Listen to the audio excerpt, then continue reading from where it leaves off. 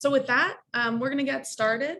This is the Get Amped Forum, a bi-monthly webinar series. This is our 7th webinar, and the topic for this month is powering fleets with medium-duty EV trucks. So today, we're going to welcome you all to this forum. We're so happy that you joined. The recording is also going to be available on YouTube, so people can check it out later on.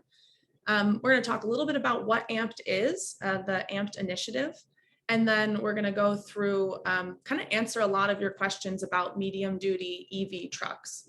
So we're going to talk about the market and real product availability, things that you could actually go out and secure for your organization, some financial incentives, the EV charging infrastructure needs for an EV medium duty fleet, and give you some information about the total cost of ownership to make this decision a little easier to manage within your organization.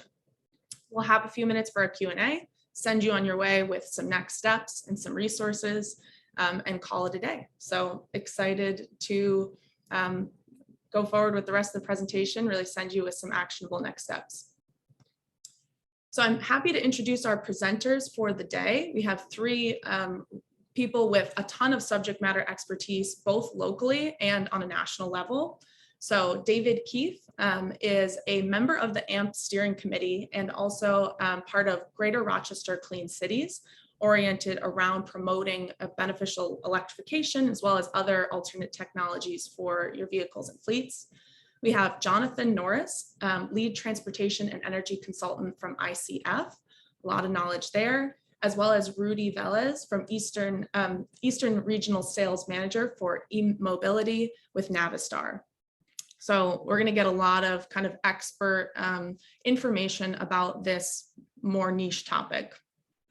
So the goals for the webinar is that you really walk away with information about the products, the technology, and availability, that you're familiar with the EV charging infrastructure needs for a medium duty fleet, that you understand the factors to consider when evaluating cost, that it's not just the upfront sticker cost and that there's a lot of other considerations that can go into it, and really that you understand next steps and how you can move forward. So AMPED in a nutshell is an initiative that brings together many different organizations, municipalities, nonprofits, and for-profit businesses around this central goal: mitigating the impacts of climate change by reducing carbon pollution caused by fossil fuels through the promotion of beneficial electrification in the Genesee Finger Lakes region. So this bi-monthly webinar series is part of our work. We also have a website, social media, all around trying to educate, advocate, and inspire organizations to take these beneficial steps.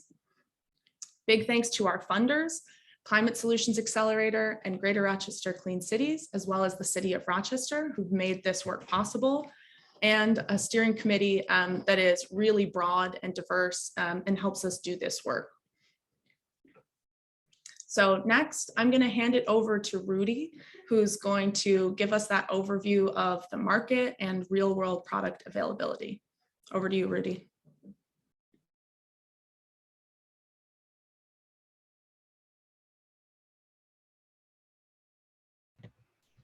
Sorry, I just had to unmute myself. Thank you all for joining. My name is Rudy Velez. I am the Eastern Regional Sales Manager for Navistar's next eMobility group. And with that, we can go on to the next slide. So what is Next? Next was created by Navistar to get us into the electrified space. We are located out of Rochester Hills, Michigan. We do have currently manufacturing facilities in Tulsa, Oklahoma, where we produce both the electric and the diesel bus. In Escobedo, Mexico, where we're currently producing the electric and diesel vehicles, the Class 6 and 7. We did build a plant in San Antonio, Texas. We are ramping that up in order to start building our electric trucks there along with diesel. We should have that plant fully functioning sometime in the later part of 2023. It just a lot of hoops to go through to get that plant up and running, but it is built, and we are also expanding that capacity there as well, because we know that the trend for electrification is only going to get stronger as time goes on. Next slide. So with that, let's talk about our product roadmap. And I'll also talk a little bit about what's going on within the actual industry itself. So currently, our first electric vehicle was electric school bus. And the reason why we went with that route is because these vehicles have defined routes that they do on a daily basis. They hardly deviate from that. So it's easy for us to be able to determine the mileage that they're going to go, how often they're going to stop, how long they're going to stop for, which then gives us a good indication of what type of charging systems they're going to need. And to be honest with you, we've had electric school buses in customers' hands for over a year now, and we have about 1 million miles of validated data that shows us what the truck, or in this case, a bus, can do. Which, in our reality, if you take the guts of the bus and you look at the EMV class 6 and 7, it's the same componentry. So all the miles that we're getting on the bus is the same thing we're going to be getting on the EMV.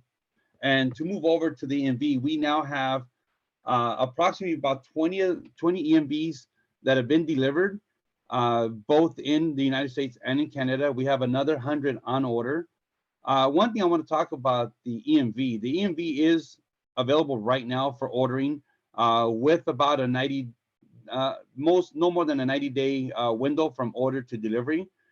The other thing is we are continually improving the truck. I mean, when we first started with the concept of building a class 6 and class 7 truck, it was mainly going to be a box truck because that's what the technology had us at, and that's, there was some limitations, but as I'm going to show you here in the next couple of slides, that's all changed. The improvements in the aftermarket, the TMs, and the fact that they're now partnering with us and other OEMs to be able to build you a more robust offering is happening sooner than we anticipated, which is all good for the industry.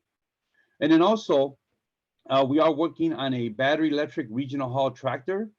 And we're, in addition to that, we're also working on a fuel cell extended battery electric regional haul tractor.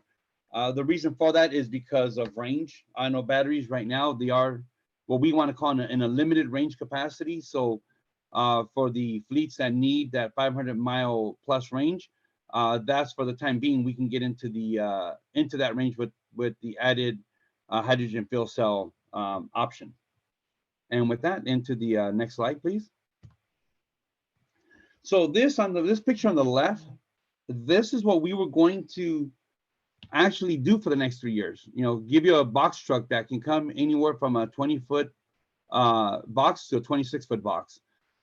Then we partnered up with Morgan, and Morgan decided to ante up a little bit on that configuration by adding some artificial intelligence 360-degree view system where you can actually look at your cargo, look at every inch around the truck as you're driving to make sure that you can mitigate any kind of collision.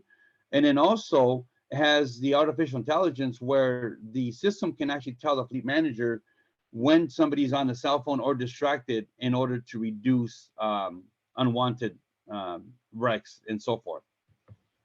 Next slide. So then we started going with Knapheide, and they created a stake bed version for our truck. Again, our intention was that we're going to be doing a box truck for the next few years. That quickly changed, and then Knapheide, along with us, engineered a stake bed that you can get in the same configuration, 20-foot all the way up to 26-foot, with and without a lift gate. Next slide. This one was a big one. When we first started this endeavor, we never envisioned having an actual aerial boom available for electric for at least 3-4 years down the road. But within a partnership with Terex, we are able to put together an all-electric bucket truck. So in this particular situation, the truck has its own power that will give it the range that we'll talk about here in a minute. And then also the actual lift mechanism has its own power. So they both have the needed power to do their cycles or the range that they were intended to do. Future state of this setup is going to be where both power supplies will integrate with each other, where if you're driving less, but you need more, let's say boom cycles, we can do that. Or on the flip side of that, if you're doing less boom cycles, but you need to get a little bit more range, you can get that because then the battery packs will support each other forward and backwards. Next slide.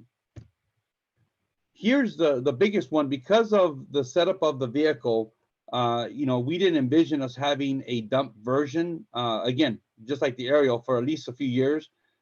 We partnered up with Rugby and we're able to come up with an actual dump truck that is capable of doing a 10,000-pound dump. We are looking at increasing that capacity by when we improve the vehicle and the placement of the actual rear axle.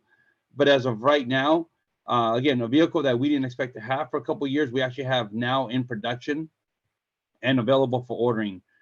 And then next slide.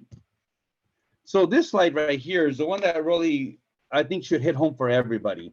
When electric vehicles first came out, especially in our arena, these things were thought of as being a spaceship or something that is very specialized.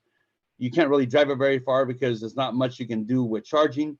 Well, in this picture, if you can notice in the background, I'm actually parked at a Walmart. We were doing some customer events. I had to get a charge, so I just downloaded an app, Electrify America.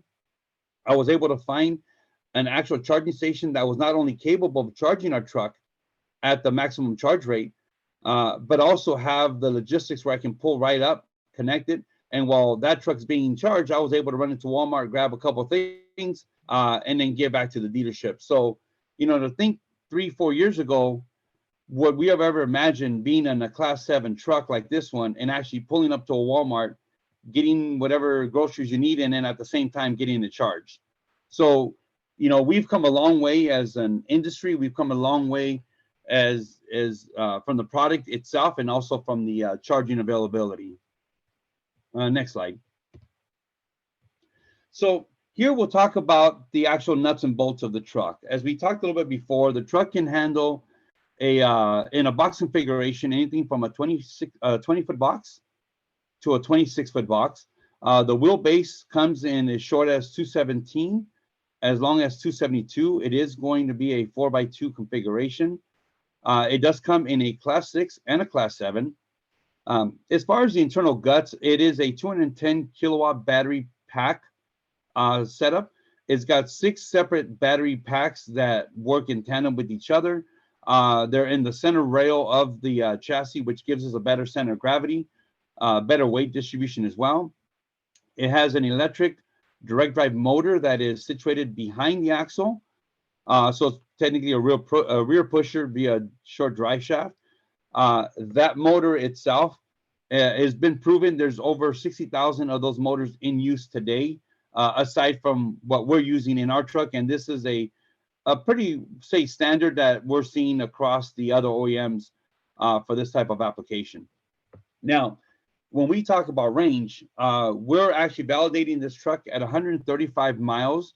Now, this is with the truck fully loaded, with also using the liftgate 8 cycles within an 8-hour day. And, the reality is when we did our validation, we've had these trucks ourselves running around for over a year. We're not doing it on a flat land on perfect weather. We're taking it everywhere to the 120-degree weather of Arizona, to the sub-zero weather of Colorado with multiple different grades. That way, we want to do as much real-world driving so that when you look into this truck as something you want to add to your fleet, then you can actually have confidence that it will get you the 135. Plus, in addition to that, this truck does have a power inverter, which what that means, it's going to give you regenerative braking. And with that, it does a couple of things. One is you can recoup some of the power that you're using as you're not accelerating. You let go of the accelerator, it'll literally slow your truck down to about 3 miles an hour. Where then the second piece of that is then you're using less brakes. The truck itself does come with air disc brakes and an air ride suspension. We're predicting that you would be doing 1 brake job on this vehicle versus 3 brake jobs on a standard diesel vehicle. And then with that, next slide. This is a little bit about what we're doing with the regional haul setup. It will be a day cab. We are going to offer it in a 6x4 and a 4x2. This one's going to use what we call an integrated e-axle. The difference there between the EMV is that the axles on these tractors will be all integrated into one unit. It's for a number of reasons. One is it's going to give us 2 speeds plus a neutral. So that'll give us the right amount of torque on takeoff, hill climbing, and then also the torque that you need to be able to get you up to the 62 or 65 miles an hour, whatever the speed that you want this to max out at. It is going to be DC charging only, as opposed to the EMV, which is both AC and DC charge capability. It's mainly because of battery packs. The regional haul tractor, we're looking at having about 650 kilowatt battery pack system on that one. And then this also does come standard with air disc brakes and collision mitigation as well. Now, I'll talk a little bit about what our future steps are. We are building a proof of concept hydrogen fuel cell truck. Now that truck, we're looking at the range on that being right about 500 miles plus, give or take, probably about 550. It will be an 82,000 pound vehicle as well, offered in the same configuration, 6x4, 4x2. The difference there is the truck will be a battery electric truck that will have what we call hydrogen fuel cell extenders. So the truck itself is being powered by the actual electric battery pack, and the battery packs are continually charged by the 2 hydrogen fuel cell generators. So with that range of 5 to 550, we're looking at a real refill time of about 15 to 20 minutes. So that gives you more in line to what's going on in a current diesel configuration, but in this case with 0 emissions coming out of the tailpipe. And that's what I have here. I know that there'll probably be a lot of questions on the Q&A, so I'll stick around for that. And definitely, again, appreciate you guys joining. And please, any questions you have, please bring them up, and we'll be more than happy to answer them for you. Thanks so much, Rudy. Thank you. So our next presenter will be David Keith, who's going to talk to us about financial incentives. Thanks, David. Hello, everybody. Thanks for joining the webinar. We really appreciate your taking the time today to do that. So I'm going to talk about a New York State specific program called the New York Truck Voucher Incentive Program, and how this will accelerate the move towards fleet electrification. So I talk a little bit about the background of the program, how it got started, some program updates and some funding, and scrappage requirements, which are part of it, the amounts of vouchers that you can get, what fleets are eligible, and the voucher process. And again, I'll be available in the Q&A to address questions from the audience. Next slide. So the voucher system, it's used to reduce the upfront cost. As you all know, most of these alternative fuel vehicles, regardless of the fuel, are you pay a little higher cost for them.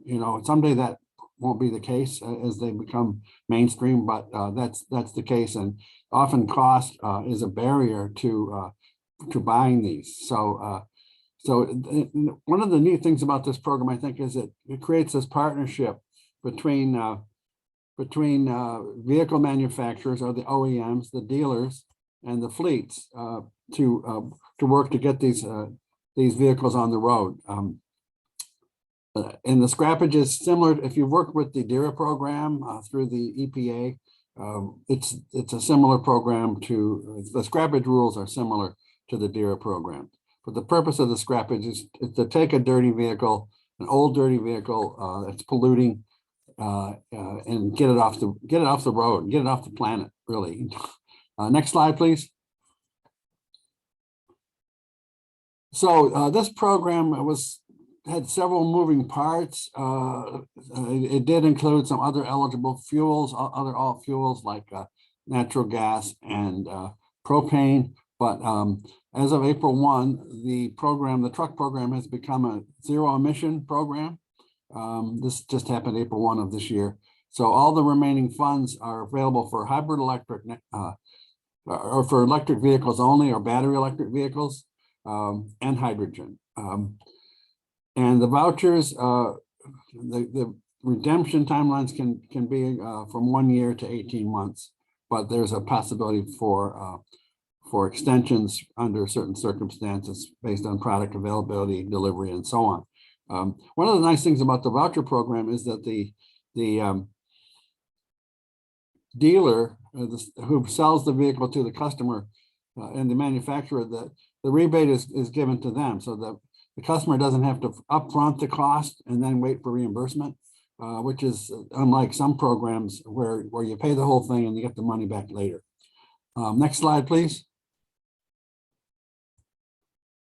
So the funding is available for class 3 through 8 ZEV vehicles, zero emission, fuel cell electric vehicles, and battery electric vehicles across categories. These are some of the categories for these: on-road trucks, transit buses, school buses, port cargo handling equipment, and so on. But right now, today, we're going to talk about the on-road truck portion of the program. Just mention that conversions, although they're not common, battery electric versions or repowers are eligible, but they have to be able to last up to 10 years. Next slide, please. So this slide really it shows the different allocations of funding across different categories. The CMAQ portion was funding $10 million, but that money has been spent. Class 4 through 7 trucks, there were 4.8 million available. Class 8 trucks, 3.6 million. Then electric transit and school buses, those amounts there, and then off-road cargo handling equipment. But if you look at the big box on the left there, all this money below the CMAQ line all comes from this Volkswagen settlement, which is the emissions mitigation money that came out of the Volkswagen settlement. So that's where the funding for this truck program. Next slide, please. So the scrappage, again, we want to put an all-electric or hydrogen fuel cell ZEV vehicle on the road, and want to replace or take an old dirty vehicle off the road. So make sure that someone doesn't resell it to someone in another state or another country. They want to basically take that completely offline. And so the vehicles that are eligible to be replaced or scrapped are anything from 1992 to 2009 model years with a diesel engine. It has to be diesel. The gross vehicle weight must be similar to the new vehicle, so it's pretty much class for class. So if you're scrapping if you're buying a new class 6 truck, for example, you would be scrapping a class 6 truck. Then there are annual usage requirements for the scrap vehicle, which I'll get to in a slide or two. But the scrappage should not occur until after the voucher application is approved. So people should make sure that they're authorized to participate and get the funding before they go scrap that vehicle. Next slide, please. So many fleets are programmed to get vehicles in and out and not have older vehicles in the fleet.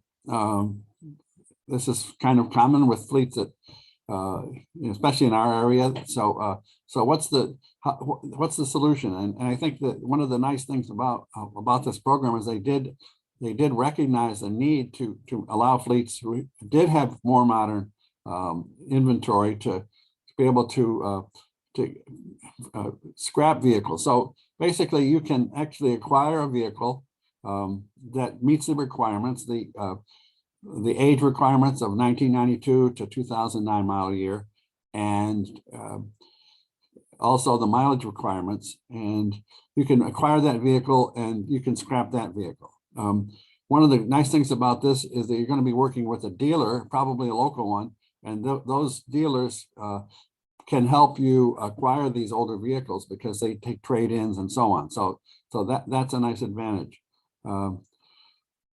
Class size flexibility for battery electric vehicles within classes 4 through 7. The scrap vehicle may be up to 2 class sizes different than the new vehicle. So there's some flexibility there as well. Next slide, please. So these are the main thing we're focusing on for this discussion is the top line, the on-road trucks, again, battery electric vehicle or fuel cell electric vehicle. It will pay up to 95% of the incremental cost based on the class. So if you look across the line there, you know, for class 4, you could get up to 100,000. Class 5 would be 110,000. For class 6, the truck that Rudy talked about, this eMV truck, you can get up to 125,000, or class 7, 150,000, class 8, 185,000. So those are the amounts of the rebate that that are available. Let's see. Yeah. Next slide, please. So to be eligible, one of the nice things is some of these programs are limited to certain kinds of fleets or governmental fleets, but any public, private, or nonprofit fleet, with the exception of federal government fleets, is eligible. And no single fleet can claim more than 25% of the funding in a given category. The vehicles purchased in the program must be operated. You have to commit to operating them for a minimum of 5 years and meet minimum annual usage requirements. You have to do fleet usage reports for the first 3 years following voucher payments. And this is something that is common if you look at some CMAQ programs and things like that. You can also lease, but it has to be up to a 5-year lease, minimum of 5 years. The leasing company would be considered the purchaser of record and making sure that all the compliance takes place. Next slide, please. Okay, so this is for trucks. The truck has to, new truck has to be driven 5,000 miles annually on average over 5 years. And the truck you're replacing, either your own truck or one you acquire for purposes of the program, that has to have operated for 5,000 miles or 1,000 hours for off-road annually for the last 2 years. So it can't be a truck that's just sitting out in the back lot and you haul it, tow it up there and scrap it. It has to have actually been operational and registered in the state. Next slide, please. So again, I talked about the partnership. So really this brings together the 3 parties here to make this all happen. The manufacturers or the OEMs, they could be retrofits or so forth, but they have to be approved. Their vehicle has to be approved by this program. And there's a long list of all kinds of vehicles that are approved. The contractors are the dealers. These are the people who sell these.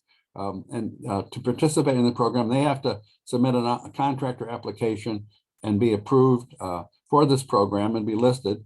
So if you had a local Navistar dealer here and they wanted to sell an applicant a truck, they would have to be registered as a contractor or dealer. And then they also take care of the paperwork for the voucher application once that's all approved. And they are also responsible for the documentation to the Vehicle Help Center to redeem the voucher. So again, the customer doesn't have to upfront that money, which I think is a great aspect of this program. Vehicle fleets, again, any kind of fleets, they have to scrap a vehicle. They work with the contractor to provide all the necessary information for their fleet. And they also have to do compliance, semi-annual fleet usage report requirements for the vehicle fleet. So that brings the 3 parties together to make this all happen.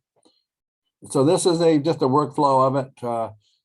Initiated purchase from the contractor, identify the scrappage vehicle, contractor or the dealer submits the voucher application with all the necessary terms and conditions.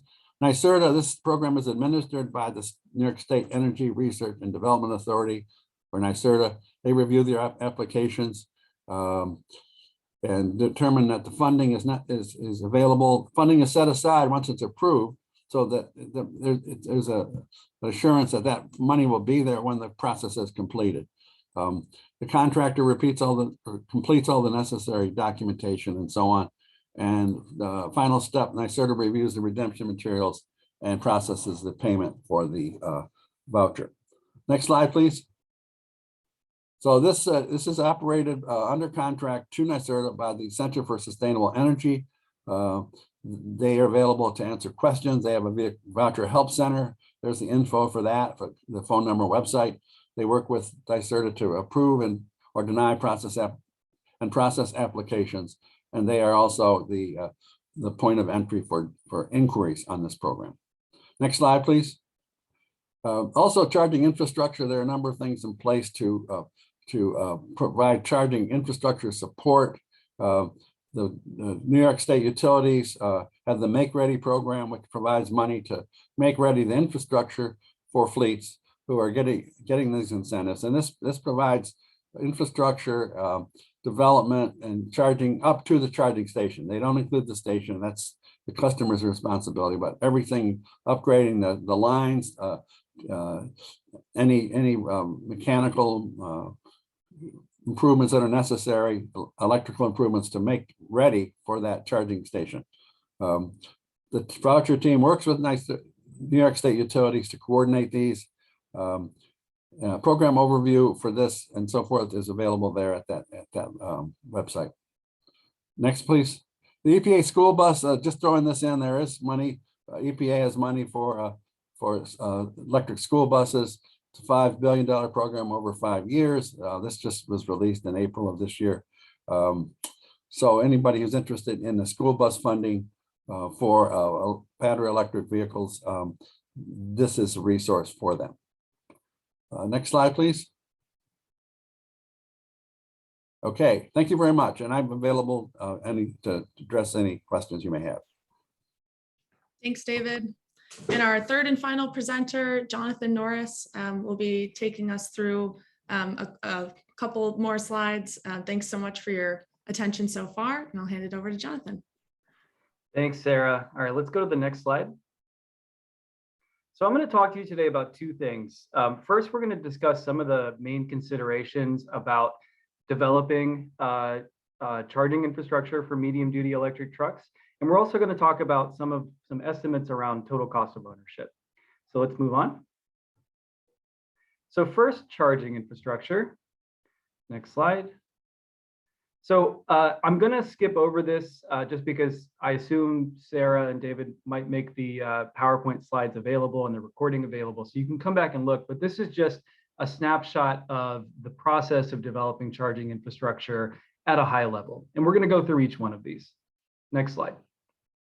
So the first thing you really want to do when you're estimating or developing charging infrastructure is to estimate the energy and power that you're going to need to charge the vehicles that you plan to deploy.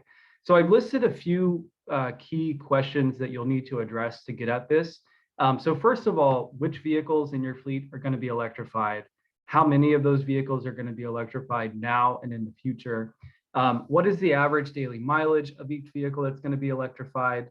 What is the expected energy efficiency in kilowatt hours per mile for those electric vehicles? And also, how much energy do you expect the vehicles to consume each day before they need to recharge? And then the final question is, how long can those vehicles stay connected to a charger? Many fleets can charge overnight since their vehicles are not operating overnight, but depending on your duty cycle and depending on the schedule of charging, you may not be able to charge overnight. You might need some fast charging in the middle of the day or at some other time. So those are a few key considerations just to start you in developing infrastructure. And then in the box on the top right-hand side of the screen, I included just some key statistics for medium-duty electric trucks. Now, the energy efficiency for trucks are going to vary depending on the truck, make and model, how you're using the vehicle, how much cargo it's handling, and so on. Based on information we have in our own database at ICF, we've got 1 to 1.5 kilowatt hours per mile as an average for fuel efficiency, and 70 to 200 miles is the minimum to maximum range that we see right now, with an average of about 150 miles. So let's move on to the next slide. The next thing that you're going to want to determine is when can you charge those vehicles. So you'll need to look at your current operations and see at what times are the vehicles operating, and then can the vehicles charge overnight when electricity is typically the least expensive, or do the vehicles need to be charged at some other time?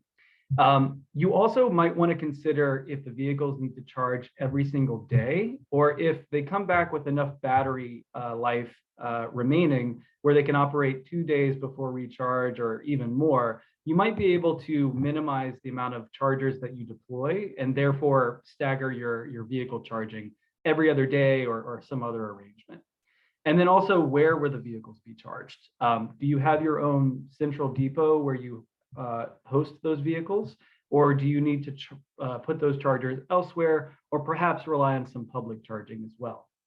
And then on the bottom right side of the screen, I've also included just an overview of Rochester Gas and Electric's time of use rate schedule. So this rate schedule is set up to offer 2 different energy charges depending on the time of day that you consume that energy. The least expensive option is going to be your off-peak option. That is any time other than 7 a.m. to 9 p.m. Monday through Friday. So overnight and on the weekends. Next slide, please. So after that, you want to start to identify the number and power level of the chargers that you're going to deploy. So once you understand the energy and power needs, and you understand the locations and the timing of charging, you can then start to get your hands around how many chargers you need and how powerful they need to be. So some key questions here are: how many vehicles need to be electrified now and in the future? What vehicle to charger ratio is achievable and appropriate? So not every fleet necessarily needs 1 charger to every single vehicle. You could get by with 2 or 3 or even more chargers or vehicles to a charger, depending on your operations.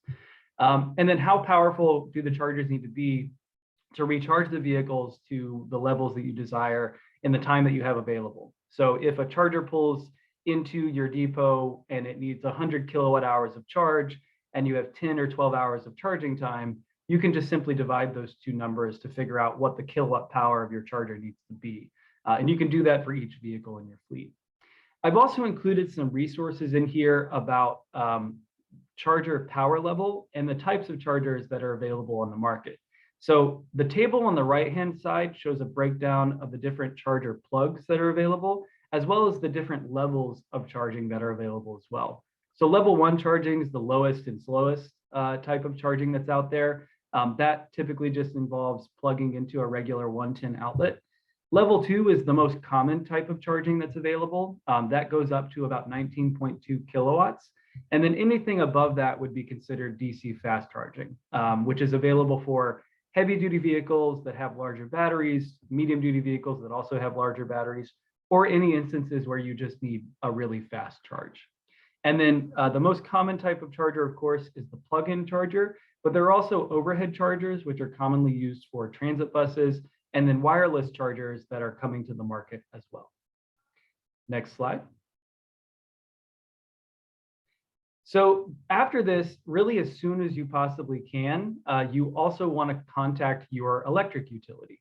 Depending on the size and scale of your charging infrastructure development, you may need to do some electrical equipment upgrades, both at your own facility, and the utility might need to upgrade its own distribution equipment as well to accommodate that extra load. So I've included several key tasks here that you want to discuss with your utility. So first of all, you want to provide them with your near long-term electrification plans. You want to give them your initial energy, power, and charging time estimates. You can also use this as an opportunity to discuss any distributed energy resource needs or wants that you might have. So if you want to deploy solar and storage to offset your grid energy consumption, that's an option and a discussion you might need to have with your utility as well. Your utility might also offer some incentives. I know that David mentioned the Make Ready program that is available in New York for fleets that are participating in the truck voucher program. So you want to discuss that with your utility as well. And then your utility will want to do some calculations to see what sort of upgrades might need to be made to their own equipment, as well as your facility level equipment as well. And then the last two things here, every utility has a different line extension policy whereby they will cover different parts and components of their own upgrades to their own electric infrastructure. That varies by utility, so you want to have a discussion with them about that as well. And then request a timeline for your utility to provide service. The lead time to developing charging infrastructure can take years, up to 2 years, if it's a really, really high power level, large scale deployment. That's not common. It's really for the more extreme cases, but it can take some time to get all of those ducks in a row. So that's something you're going to want to talk to them as well. Next slide. So the next thing here is starting design and engineering, and you want to do this in coordination with your utility, as well as any design and engineering firm that you work with, or your in-house engineering staff if you have it. And really the central thing here is thinking about future-proofing. So on the right-hand side of the screen, there are several design considerations that you're going to have to work into your plans, including developing a site layout, a single line diagram which shows the electrical connections from the utility equipment to the chargers. You might need to do a load study, determine your existing capacity and what upgrades you might need, and several other considerations as well. But when it comes to future-proofing, you really want to put together, as much as you can manage, a plan for what your future electric vehicle deployments are going to look like, and think about what your future EV charging needs will be. There are several ways that you can future-proof your infrastructure. You can deploy extra capacity initially, even if you don't need it right now. It can be available for future use. And it might be less expensive to do that than to retrofit your infrastructure in the future. You can plan for future EV parking spaces and chargers to be deployed as well. You might want to consider building out the EV ready stubs and electrical infrastructure so that the EVs of the that you deploy in the future can just be plugged in to those stubs rather than, again, retrofitting in the future. And then you also want to think about your energy management systems. If you want to use managed charging or smart charging, or in the future, maybe even work with your utility to provide vehicle to grid services, those are things you might want to consider now as well. And then there's cybersecurity and then interoperability concerns that go along with this also. Next slide. So then you want to estimate costs, and I apologize, it seems like there's some formatting issues here. But there are two types of costs. There's the capital costs for developing the infrastructure. Thank you, Sarah. And that includes everything from the charger hardware and software to the installation, as well as any utility and facility level upgrades. And then it also includes design, engineering, permitting, and inspection. You also want to consider operating costs. So that'll include charger maintenance, as well as any data subscription or network subscription services from your charging service provider. So if you want to do smart charging across a fleet of chargers, for example, you will need a data and network subscription to make sure that those chargers can talk to each other, can throttle power output, and can ultimately work together to optimize your charging systems. But there are also potential revenues that are available as well. If you're just developing back of house charging infrastructure for your own fleet, you're probably not going to offer that charging, those chargers to the public or to anyone for a fee. So there's not going to be any revenue available in that case from providing charging as a service.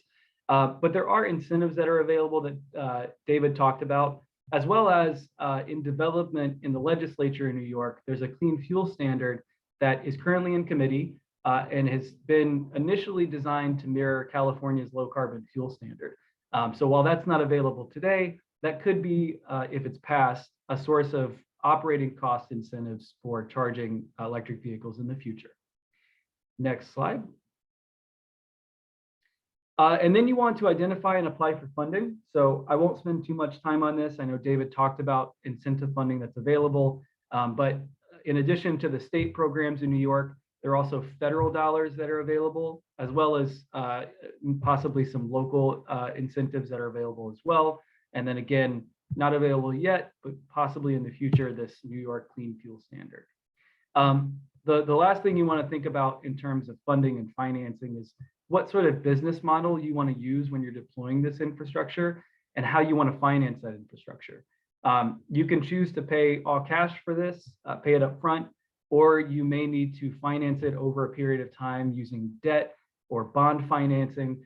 But there's also another option called infrastructure as a service, where a third party would come in, they would own the chargers, they would cover the upfront cost of deploying those chargers, and then you would pay a monthly fee to that firm for the pleasure of using their service. So you have some options when it comes to financing as well. Next slide. And this is really the last step for infrastructure. After you've done all of that, now it's time to secure a contractor and start construction. So you may need to develop and release an RFP, or if you have a sole contractor that you trust and feel comfortable working with, you could sole source to them as well. And then you are ready to start construction. So let's move on from charging infrastructure into the next section here, which is total cost of ownership. So next slide. So total cost of ownership includes both the upfront capital costs for developing infrastructure and deploying the vehicles, as well as the operating costs over time. And typically it's reported as a comparative measure to compare the cost of owning and operating an electric vehicle compared to other fuel alternatives, such as natural gas or your conventional diesel and gasoline vehicles. So I've just put some cost components that are standard when doing this sort of analysis, as well as ranges of costs based on the EV makes and models that we've seen in the medium duty space at ICF. So on the capital side, you've got the vehicle purchase price, which from the data we have ranges from about $77,000 up to $290,000, with an average around $170,000 for a medium duty electric truck. You also have your sales tax. And then on the operating side for vehicles, you've got the cost of electricity and the cost of maintenance. And I've included the New York average commercial electricity rate in there. And then maintenance, of course, is going to vary from fleet to fleet and vehicle to vehicle. Next slide. You've also got the infrastructure costs. So there are several capital costs associated with charging infrastructure. You've got the charger hardware, which will vary depending on the power level of the charger and the features of that charger. You've got charger installation, which also will vary depending on the power level of that charger. And then you've got make-ready infrastructure, which is the upgrades to your own facility and your electric equipment, and then distribution grid upgrades from the utility. So you can see the range of costs that we've got laid out there. I'm not going to go through each one of them just for the sake of time, but this will be available for you to come back and reference. I will say on the make-ready and distribution grid upgrades, those are very, very site-specific and very case-specific. So it's hard to provide an accurate estimate for what those costs will be. But there are some studies out there that indicate some averages across different sites. So for simple electrical upgrades, you might see a 5% increase to your installation costs. For special work like trenching, boring, or coring, you might see around 33% increase to your installation costs. And then really special structural factors like having a charger on one floor, but the electric panel is 2 floors up or something along those lines, that's going to be even more expensive. So you'll want to get quotes from contractors for that work, but we've provided just some guidance here just to give you a sense of what that might look like. On the operating cost side for chargers, you got the maintenance and the data and network subscription costs, and then of course the incentives we discussed earlier. Next slide. And I've provided just a illustrative example of what a medium duty total cost of ownership might look like. So in the figure on the top left, what you see is an example of a medium duty class 4 box truck, electric versus gasoline. So the electric truck is in orange and the gasoline truck is in blue. And you can see that while the electric truck starts off more expensive due to the higher purchase price of the vehicle and the higher infrastructure cost, the operating cost savings, at least under these conditions in this example lead to a payback period for that electric vehicle in about 10 years. And if you go back and look at this slide, you can see the assumptions I'm making down at the bottom left. And then the figure, of course, on the right-hand side of the screen is showing the same information as the one on the top of the screen, just presented a little bit differently. So in general, there is a lot of potential for these vehicles to be lower cost in the long run, but you will have to incur some higher upfront costs to purchase them. So I think that's everything I had. Happy to take any questions at the end of the call and any questions thereafter as well. Great. Thank you so much, Jonathan. And thank you to all three of our panelists. We're going to switch over into the Q&A for the last couple minutes. We won't keep you over, but we have a couple that have come through the chat that we'll address first. And if anybody has more, please send it back. So one that I'm seeing from the chat was, have you designed a standard template for a typical 50 bus set of drawings? Otherwise, we'll be paying $50,000 for 10 different engineering companies to reinvent the wheel for every school bus purchase. So wondering if one of our panelists has some thoughts on that. That's a really good question. I am not aware of any templates that might be available, and I'm going to see if Rudy does, but the point is well taken. It's a good point. Well, and if I get this question correctly, because here's what the reality is when people get or dip their toes in the electrification space, is a lot of times they'll get one vehicle, they'll design everything for the one vehicle, and then all of a sudden they want to add 5, and because they didn't prejudge that, that could be like you're paying another cost again. So what we've done as part of our service, we do have a consulting piece of, we don't just build the truck, we also help with the consulting piece of that. So we do have a company that will come out, assess what you're looking at long-term, first of all, what you're looking at doing today and what you're looking at long-term, come up with an actual game plan and then look after doing the site survey, let you know this is what it's going to take. And so that way you're not going to be paying this thing 50 times over. You know that if you want to add 50 vehicles eventually, they'll give you the roadmap to get there, to get everything as much done as you can up front, and like running conduit and whatnot. And when you're ready to add more chargers, you already have the infrastructure there per se, and then you just run through the wires to hook up the new chargers coming in. I hope that kind of answers what you're asking. Okay. Thank you both. The next one, has the New York Truck Voucher Incentive Program given any rationale as to why they eliminated CNG or renewable natural gas from their funding list? I think that's for David, if you're with us. I'm not sure if I can give a good explanation. I think part of it was the allocation of funding for the different fuel categories. And I think that they maxed out the part for those. But other than that, I can't explain their policy reasons for that, that decision. Mm-hmm. Thanks, David. There was a question that I'm just going to was answered in the chat, and I'll just tell you what it was. So do you have any school bus customers running in New York State yet? And Rudy responded that, yeah, we do have a couple school districts that are working with our grant writers to get buses into their fleet. Rudy, do you want to add anything to that, or we can go to the next question? Well, for New York specific, that's the answer there, but we do have buses that we've already put into operation in, majority of them started in Canada, and now we're having some in California. There's quite a bit of money there, and we do have a couple of vouchers that are being written up currently in New Jersey, Maryland, and some also in Detroit. Great, thanks. One more, if the payback is 10 years, and this is in relation to Jonathan's presentation, then how many years do we keep the bus?